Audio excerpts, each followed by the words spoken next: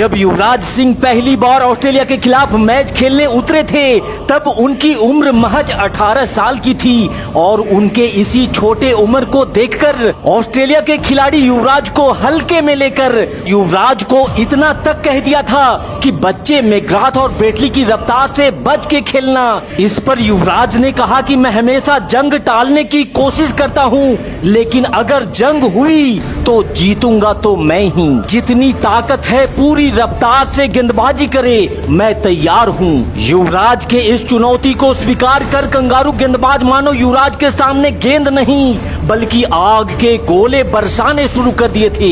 एक 18 साल के लड़के के सामने अब दुनिया का सबसे बेहतरीन बॉलिंग अटैक था, लेकिन युवराज ने निडर शेर की तरह न सिर्फ उन गेंदबाजों का सामना किया बल्कि उसने ब्रेटली, जैसन गिलेस्पी और मैकग्राथ जैसे गेंदबाजों को तूफान का दर्शन भी करवाया था। युवराज के इस जलवा जलाल पारी का पूरा हाईलाइट वीडियो हम आपको दिखाने जा रहे हैं। आईसीसी नॉकआउट मुकाबले का ये क्वार्टर फाइनल मैच था जहां भारत के सामने थी बेहद मजबूत, आक्रामक और 3 बार की वर्ल्ड चैंपियन ऑस्ट्रेलिया की टीम। यहां एक तरफ जहां स्टीव वॉ की कप्तानी में ऑस्ट्रेलिया के पास अनुभवी खिलाड़ियों का भंडारा था, वहीं सौरभ गांगुली की कप्तानी में भारतीय टीम के अधिकांश खिलाड़ी युवा थे। यहां टॉस में सिक्का भारतीय कप्तान सौरभ गांगुली के पक्ष में गिरता है और दादा ने डिफेंस के बजाय अटैक की सोच से पहले बल्लेबाजी करने का निर्णय लिया और सचिन के साथ कप्तान गांगुली भारतीय पारी की शुरुआत करते हैं। यहाँ दादा का मकसद साफ था कि ऑस्ट्रेलिया पे हावी होना है तो शुरुआत से ही अटैक चालू कर दो और इसी सोच के साथ गांगुली ने पहले ओवर में ही एक बेहतरीन चौका जड़ कंगारुओं को जवाब देना भी शुरू कर दिया था। दूसरी छोर पर सचिन भी तूफानी मूड में थे, जिन्होंने बॉल पे प्रहार इतना जोरदार किया था कि मिस हिट होने के बावजूद भी गेंद 6 रनों के लिए सीमा रेखा के पार जा गिर पड़ी थी। यहाँ सचिन कंगारू गेंदबाजों को संभलने का कोई मौका नहीं देना चाहते थे, इसीलिए सचिन ने चहलकदमी करते हुए डाउन द ग्राउंड गेंद को हवा में उठा दिया और उड़ान भरती हुई ये गेंद मैक्सिमम के लिए सीमा रेखा के पार जा पहुंची। टीम इंडिया के इस आक्रामक शुरुआत से कंगारू गेंदबाजों के होश ठिकाने में आ चुके थे, लेकिन आज सचिन का मूड तो गेंद को उड़न तस्तरी बना करके हवा में तैराने का था, इसीलिए आज गेंद जमीन पे कम और आसमान में ज्यादा दिख रही थी। दूसरी छोर पर गांगुली भी ऑफ साइड पर बाउंड्री लगाने का कोई मौका नहीं चुक रहे थे, जिन्होंने ब्रेटली को क्लच में लेकर बैक टू बैक 2 लगातार चौके जड़ डाले थे। इसी बीच सचिन के बल्ले से निकला एक और मास्टर ब्लास्टर शॉट, किसी के पास नहीं था कोई मौका, मिलेगा सचिन को एक और चौका। अब तक 10 ओवर का खेल समाप्त हो चुका था और भारत ने बगैर कोई विकेट खोए 62 रन भी स्कोर बोर्ड पर लगा दिए थे, लेकिन तभी ब्रेटली की गेंद पर सचिन फर्स्ट स्लिप में कैच दे बैठते हैं। यहाँ से भारतीय टीम अपने पारी को संभालने का कोई प्रयास करती, उससे पहले ही सौरभ गांगुली भी 24 रन बना करके सचिन के पीछे पीछे पवेलियन वापस लौट पड़े। बैक टू बैक ये 2 बड़े विकेट लेकर ऑस्ट्रेलिया एक बार फिर से इस मैच में वापसी कर चुका था, क्योंकि उस दौर में भारतीय टीम पूरी तरह से सचिन और गांगुली पर ही निर्भर हुआ करती थी। यहाँ नंबर 3 पर बल्लेबाजी करने आए राहुल द्रविड़ भी भारतीय पारी को संभाल नहीं पाते हैं और महज 9 रनों की पारी खेल द्रविड़ भी टीम को संकट में छोड़ पवेलियन वापस लौट जाते हैं। बैक टू बैक अपने 3 महत्वपूर्ण विकेट खोकर एक तरफ जहां भारतीय टीम इस मैच से बाहर होती दिख रही थी, वहीं ऑस्ट्रेलियाई खिलाड़ियों ने अपने जीत को तय मान करके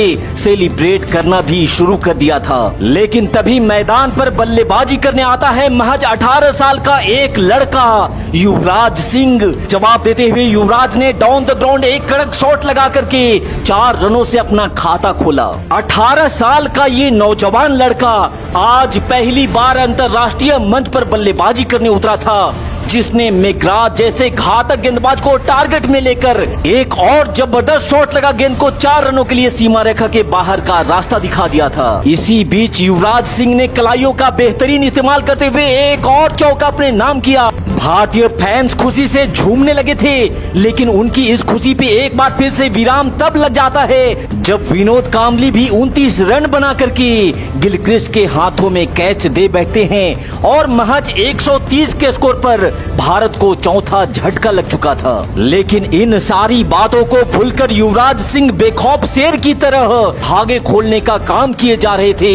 युवराज के इस आक्रामक रूप को देखकर अब ऑस्ट्रेलियाई कप्तान स्टीव वॉ खुद बॉलिंग अटैक पर आए, लेकिन युवराज ने स्टीव वॉ का स्वागत भी बेहतरीन अंदाज में करते हुए 4 रनों के साथ किया। यहाँ स्टीव वॉ का अनुभव भी युवराज के सामने कुछ काम नहीं आ रहा था। इसी बीच पैरों पर पटकी हुई गेंद को युवराज ने फिर से रडार में लिया और बैक टू बैक ये दूसरा चौका जड़ डाला। युवराज ने अपने कैरियर के पहले मैच में ही अपना पहला अर्धशतक भी जड़ डाला। यहाँ युवराज अकेले ही वन मैन आर्मी की तरह कंगारुओं से लड़े जा रहे थे, क्योंकि रॉबिन सिंह भी युवराज का साथ नहीं निभा पाते हैं और 19 रनों की पारी खेल रॉबिन सिंह भी पवेलियन की राह पकड़ लेते हैं। लेकिन टीम इंडिया के लिए खुशी की बात ये थी कि युवराज सिंह ने बैक टू बैक बाउंड्री की झड़ी लगा रखी थी। साथ ही भारत ने अब 200 रन भी स्कोर बोर्ड पर पूरे कर लिए थे, पर विजय दहिया भी ब्रेटली की रफ्तार के सामने टिक नहीं पाते हैं और मात्र 3 रन बना करके विजय दहिया भी आउट हो जाते हैं। यहाँ एक छोर से टीम इंडिया लगातार अपना विकेट तो खोते जा रही थी, लेकिन दूसरी छोर पर युवराज का बल्ला दिल खोल करके हल्ला मचाया जा रहा था। लेकिन दूसरी छोर पर अजीत अगरकर भी बड़ा शॉट लगाने में नाकाम रह जाते हैं और भारतीय टीम का बैक टू बैक विकेट गिरना अब सिलसिला बन चुका था।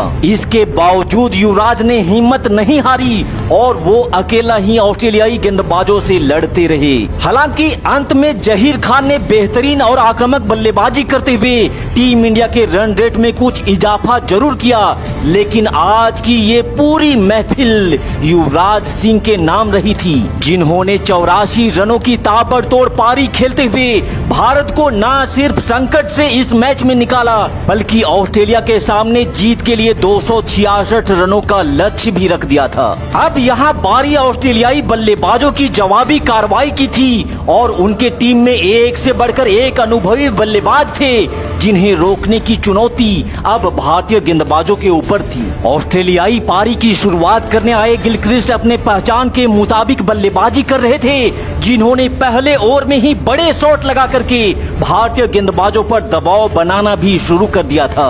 भारतीय कप्तान के लिए ये जरूरी हो गया था कि जल्द ही गिलक्रिस्ट का कोई तोड़ निकाला जाए और इसी उद्देश्य से गांगुली ने अजीत अगरकर को बॉलिंग अटैक पर बुलाया। अगरकर ने वापसी करते हुए ऑस्ट्रेलिया के दूसरे ओपनर मार्क वॉ को कुंबले के हाथों में कैच करवा करके भारत को पहली सफलता दिला दिया था। लेकिन ऑस्ट्रेलिया के अगले बल्लेबाज इयान हार्वे ने आते ही बड़े शॉट लगाने चालू कर दिए थे।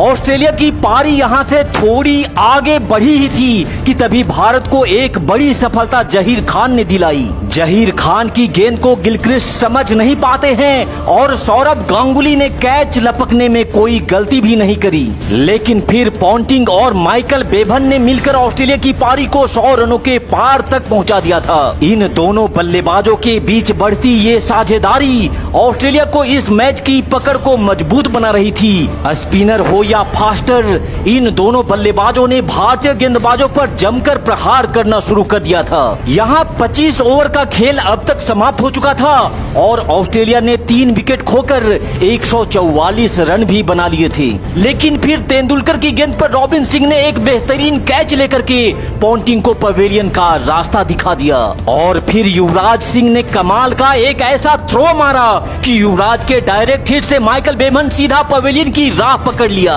यहाँ से भारतीय टीम ने ऐसा लय पकड़ा, यहाँ भारतीय गेंदबाजों ने किसी भी बल्लेबाज को अपने पैर जमाने नहीं दिए। ऑस्ट्रेलिया एक के बाद एक लगातार अपना विकेट खोते चली गई और कंगारुओं की पूरी टीम 245 रनों पर ऑल आउट हो गई और भारतीय टीम ने 21 रनों से इस मैच को जीतकर दुनिया भर में भारत का नाम रोशन कर दिया था।